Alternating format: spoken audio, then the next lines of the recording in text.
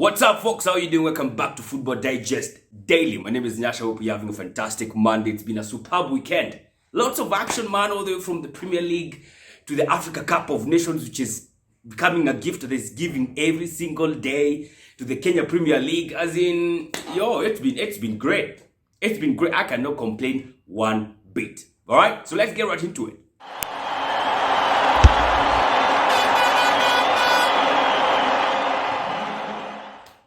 Now, we had the early kickoff on Saturday. We had, of course, the Premier League top two teams. We had Manchester City going up against Chelsea, right? And Manchester City came out on top with a 1-0 win, courtesy of Kevin De Bruyne, a fantastic goal. And I was actually seeing a stat saying Kevin De Bruyne has scored most goals.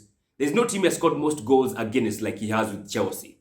Yes, Chelsea wamefunga bao mingi sana kuliko he has with any other team in the Premier League. Clearly, akona kabif. Yes, of course, they let him go. So it's like he's punishing them for letting him go. So 1-0 win. And I was actually talking about something with Liverpool fan, Big Willie. And we were saying how Man City have this ability of unlocking these teams that play with a low block. Like so these super defensive teams. I mean, we all know Chelsea are super defensive, right? It's not like, I'm not saying they don't score goals, but they are very good defensively. They are well organized. So yeah, Man City always finds a way to go around those teams and score goals. Something that Liverpool doesn't. Yeah, Liverpool, when they come up against teams that lay a very low block, they struggle a lot. And more often than not, they don't score, leave alone winning. Yeah, so like Manchester City did with Chelsea, they beat them 1-0. They had also beaten them 1-0 at Stamford Bridge. Beating Chelsea is so hard nowadays, man. It's not for everyone. It's not easy, man. Liverpool, they went, I think, 1-1 draw with Chelsea when Chelsea were 10 men back last year. Liverpool, juicy against Arsenal on Thursday. 10-man Arsenal playing a very low block. They could not break them down. 0-0 draw. Trust you me, ingekuwa ni Man City. Ingekuwa a whole other story altogether. So, yeah, Man City have that ability. Liverpool doesn't. And maybe that's why Man City are 13 points clear at the top. 13 points clear at the top, not to go mid-January. That's like the league is gone, man. You can't tell me otherwise. You can't tell me that there's somebody who's going to come or Man City are just going to fall flat somewhere along the way and they're going to lose the league. No chance, man. Got me thinking. There is no other league in the top 5 leagues in Europe where the number 1 team is more than 10 points clear at the top. Not even in La Liga, not in Bundesliga, not in Serie A, not in Ligue 1. No team is like 13 points clear at the top of the second team. So, what does that make of the Premier League? A fancy farmers league? I don't know. I'm just thinking out, as in, doesn't make any sense, man. 13 points is only more. Even if Liverpool win their 2 games in hand, no. They now have 1 game in hand. If they win that game, I think they'll be going to 48 points. I think now they're in 45 points. So even if they win that will be 48. Man City have 56. That's 8 points. Those are like 3 games. 2 games and 2 draws. It's only Man City lose your kitu. So, yeah, just like that. Man City are top with 13 points clear. Then you had a plethora of games being played at 6 o'clock. The most interesting one for me was a relegation battle between Newcastle and Watford, of which it seemed like Newcastle were on the way of winning it until they lost again their momentum and their cool and they conceded a goal. Was it in the 80th minute? Something like that, 80th or 85. And another stat that I saw, Newcastle have this knack again of conceding goals in the last 15 minutes of the game. They have conceded now 16 goals this season in the last 15 minutes of the game. There's absolutely there's no way those guys are not getting relegated. No chance. No chance. Maybe the only guys you would say maybe they might just escape is Norwich because they're playing well. They actually beat Everton 2-1. Yeah? They beat Everton 2-1 on Saturday. So maybe for them, an erasure. Burnley are rooted at the bottom right now. They have 2 games in hand though with 11 points. If they win those, that's 6 points, that's 15 points. So they go all the way, I think, to number 17 there. Watford bado wako in the mix. Fortunately for Watford, they're playing against Burnley on Tuesday, if I'm not wrong. I think on Tuesday, at home, at Vicarage Road. So, yeah, maybe they will, of course, add a gap between themselves at the bottom 3. So, we'll just have to wait and see. But that was a huge draw for Watford and a bitter loss, and a bitter draw for Newcastle. It's almost like a loss because they were leading all the way to the last 10 minutes of the game. Another team that we feel like they lost despite them drawing is Manchester United. Now, United are playing against Aston Villa at Villa Park. Now, United have just beaten Aston Villa in the previous weekend, the FA Cup. So they were meeting again and they were leading 2-0. Bruno with 2 goals. One was a howler by Martinez. The other one was just a superb strike. Yeah, after Aston Villa shot themselves in the foot. But boy, that was until Coutinho was introduced, man. And I was telling Joe Said, I was telling United fans, Coutinho masterclass is loaded. Coutinho is there to make them cry. And boy, did they make them cry. So Coutinho came on the 75th minute, of which at that point in time, Manchester United were 2-0 up. Guess who else came in the 75th minute when United were 2-0 up? Sancho. Yes. But the end of the 90th minute was 2-2. Coutinho with the assist for the 2-1 goal for Aston Villa, but they scored by Jacob Ramsey, who by the way is becoming a good player. Hey, Jacob Ramsey, I got 50. Damn. And then Coutinho, of course, made it 2-2 in the what minute? I can't recall the exact minute, but I was delirious. I was feeling like Arsenal was playing. I was so happy, man. And then that's like by Varane. Varane. Who the 4-time Champions League winner that we are being told about. Sliding and he don't even get the ball. What the hell was that? And then Coutinho just, ilikuwa tu tap in, weka ndani. Tap in, man. Came back with the banger goal and assist in his first game back in the Premier League. That's exactly what you want to see. Makes sense a little bit now why Arsenal are linked with him. Does make sense. But I was excited. Hey, Majama Ligero. Hey, Waligero. From 2-0 leading with 15 minutes to go and then ending up with 2-2, that's like a loss. Because the stakes are very high for Manchester United, man. I mean, they're fighting for the top 4. Now, Ronaldo hako by then. Imagine Ronaldo angekuwa na cheesy. Ronaldo came out and say he does not want to be competing for the 5th, 6th, 7th position in the Premier League. That's exactly where you are. In fact, he's at 7th as we speak right now. So, crazy stuff for Man United, man. Boy, I was superbly happy. Weirdly, insanely happy. That's what I was saying. United just have a way of cracking me up. Even when, nilikuwa nasikia vibaya game yetu against North London rivals. Spurs imekuwa postponed, okay, squad nasikia vibaya. I was just okay with it. But nilikuwa shanga sasa nitakuwa entertained aje hii weekend. How will I get happy? Arsenal is not playing. It's the only team that makes me happy. Until I remembered Manchester United. The heaven sent Manchester, always making me happy, man. And they did that and then some. Oh boy, Waligero. Majamaa wanazubaa na wanacheki Subaru ya Mambaru imekaa.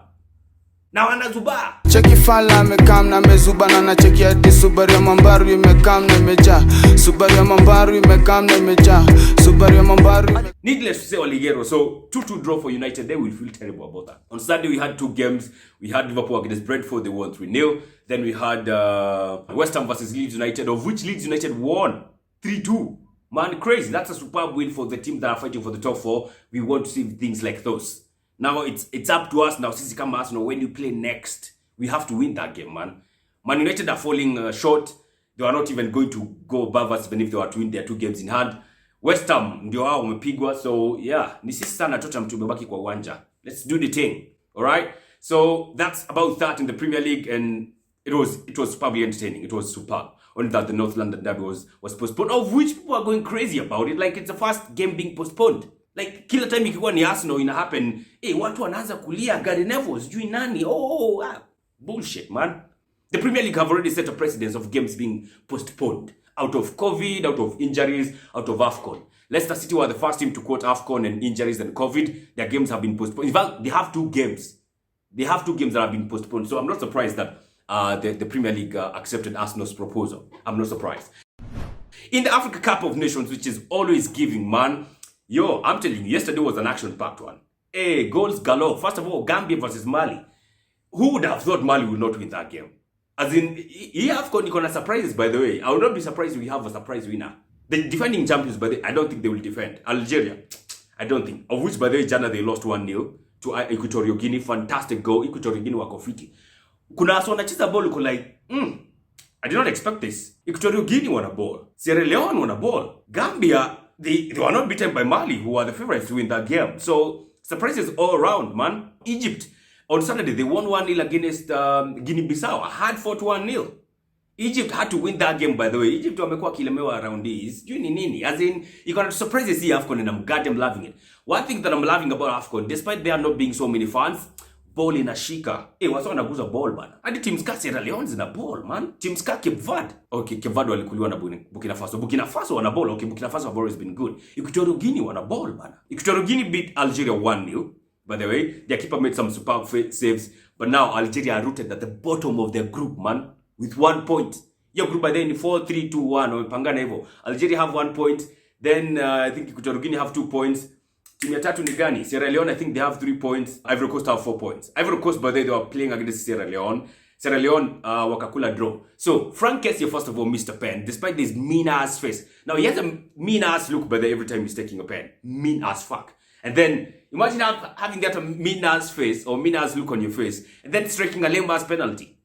Jumazi alishikiwa pen, but Ivory Coast to have gone 1-0 right there, but we did. Then Sebastian Ella put us 1-0 up, courtesy of a fantastic assist by Wilfred Zaha, made it 1-0. Then Sierra Leone Maze equalized another superb goal, man. Just drifted off the goalkeeper, off the defender, peeled off, and then struck it with his left foot. No chance. Top beans. Ile juu inakaa inataka kuwa mabati ya net, man. Vitu Agora alikuwa anafanya. Then Nicola Pepe, but there was a man of the match of that game. Kaldi Naloan put it past the goalkeeper, but again, Sangare, Ivory Coast, Sangare's junior alikuwa anafanya maze. Some howler there, and then of course, before you know it, 2-2 na game ikaisha hivyo. But the beauty of it is we are top of the group. Now, the last game is between Algeria and Ivory Coast. Yes, what? Algeria have to win that one. Anything like a draw, they're out. They're not even going through as the third best team. I've seen the three teams are third in their groups and they have 3 points. So if Ivory Coast does, if Algeria does not win, if they draw, wako nje. Imagine the defending champions getting knocked out in the group stages. That would be crazy. That would be insane. So it's been some interesting games. On Saturday we had, on Sunday also, by the January we had Tunisia versus Mauritania. Tunisia walikuwa wanacheza PS football. Zimbabwe walikuwa wanafunga mazini PS-esque. Hey, superb, man. Superb. The one for Kazri, that was absolutely superb. Then another one by the striker, alikuwa anaitwa aje, sikumbuki alikuwa anaitwa aje, just looped it past the keeper. Reminded me of some goals nimekuwa nikifunga FIFA against one Chelsea fan anaitwa Norman. Yeah, amekuwa customer lately. In the Kenya Premier League, some howlers, by the way. Kenya Premier League champions, defending champions, Tusker lost to Nairobi City Stars in their own backyard. Nairobi City Stars this season wako form kuruka, by the way. They are second in the Premier League with 26 points. The top team is Kakamega Homeboys, who played a thriller yesterday against KCB. They won that game 3-2. Gor Mahia are third. They won yesterday against Talanta FC 2-0. So, yeah, the league is shaping up quite nicely. Quite nicely. Kariobangi Sharks, by the way, on Saturday, they beat AFC Leopards 3-1. AFC sijui ni shigani wamekula season wako chini mbaya. Actually, I saw they are 14th in the Premier League, from being, I think, top 3 last season to being 14th this season. That's crazy. That's absolutely insane. Elsewhere, we had, of course, in the La Liga, we had Super Copa de Espana. I think it's like their Carabao Cup, yeah? They were playing, and they always play it abroad. They were playing against Real Madrid versus Athletic Bilbao. Madrid won that game 2-0. Their first cup of the season, first trophy for game this season for, what do you call him? Ancelotti. Ancelotti alitoka Everton, of which Everton, by the way, have fired Rafa Benitez. Yeah, he's been fired. They have been doing terrible. They have been doing badly. So alitoka huko mazee huko wamefall flat. Kwenye alienda, they have won their first cup and they are there winning the league because they are going to win the league. So they won that game 2-0. Who scored the first goal? That was Modric. Fantastic goal. But they amekuwa kitesta kwa ligi, just a bit unfortunate for not scoring, but eventually did score last night. Then Benzema with the second goal, courtesy of a penalty, right? So they won that cup. In the Serie A, we had only one entertaining game, or one big game, that was between between Inter and Atalanta. That game ended in a 0-0 draw. So that's what's up, man. It's been a fantastic weekend. It's been brilliant, action-packed. I've absolutely loved it. So let's see what this week has to offer. We have midweek fixtures being played this week. We have, of course, the Africa Cup of Nations getting to the third round of matches in the groups. Up until crunch time, sasa. If you don't win this one, you're out. If you win, you might just go through as the third best team, or the top team, or the third, or the second team. But no team is guaranteed of top spot except Cameroon. Those are the only guys who are guaranteed for top spot. These things what happen and fight them through. So we are ready. We're ready to watch them and see what's gonna pop, man. So that's what's up. Have a fantastic week. God bless. Which was your highlight of the weekend, man? For me, I think I would go with the Africa Cup of Nations and Manchester United. By the way, do you think also, by the way, is the Premier League a fancy farmers league? I mean, Man City are 13 points clear. 13. No team in the other top 4 leagues is 13 points clear at the top. None. So can you call it a fancy farmers league? I don't know, man. Tell me what you think on the comment section. Have a fantastic one. If you're watching this on YouTube, don't forget to like and subscribe. If you're watching this elsewhere, go to YouTube, check us out, Football Digest KE, like this video and subscribe to this channel. Have a good night.